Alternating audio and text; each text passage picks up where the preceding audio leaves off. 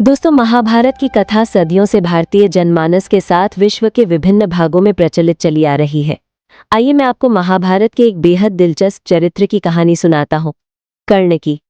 ये कहानी उतनी ही प्रेरणादायक है जितनी दर्दनाक, क्योंकि कर्ण ने जीवन भर संघर्ष और त्याग किया। कर्ण की कहानी। सूर्यपुत्र, दानवीर, लेकिन शापित। कर्ण का जन्म कुंती के विवाह से पहले हुआ था। ऋषि दुर्वासा के वरदान से कुंती किसी भी देवता को बुलाकर उनसे संतान प्राप्त कर सकती थी। जिज्ञासावश उन्होंने सूर्यदेव को बुलाया और उनके आशीर्वाद से एक तेजस्वी बालक पैदा हुआ, कवच कुंडल के साथ। लेकिन समाज के डर से कुंती ने उसे नदी में बहा दिया। नदी से बहते हुए वो बालक अधिरथ नामक सारथी और उसकी पत्नी राधा को मिला। उन्होंने उसे पाला, इसलिए वो राधेय कहलाया। कर्ण का पालन पोषण एक साधारण परिवार में हुआ, लेकिन उसके अंदर एक योद्धा का जज्बा था। कर्ण को धनुर्विद्या में महारत चाहिए थी। उन्होंने परशुराम से शिक्षा पाने के लिए खुद को ब्राह्मण बताकर शिष्य बन लिया।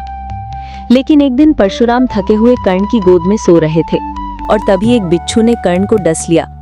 कर्ण ने दर्द सहा, लेकिन गुरु की नींद न टूटने दी।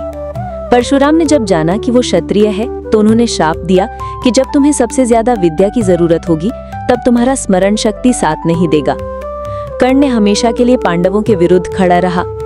कर्ण का एक नाम दानवीर कर्ण भी था, क्योंकि वो कभी किसी याचक को खाली हाथ नहीं लौटाता था।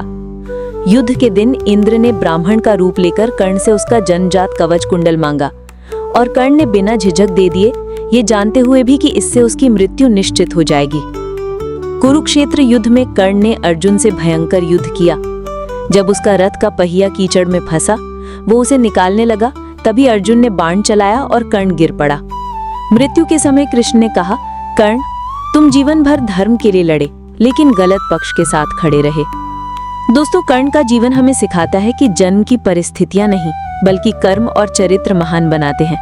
लेकिन सही पक्ष चुनना भी उतना ही जरूरी है। कहानी अच्छा लगे तो चैनल को सब्सक्राइब करना न भूले। धन्यवाद।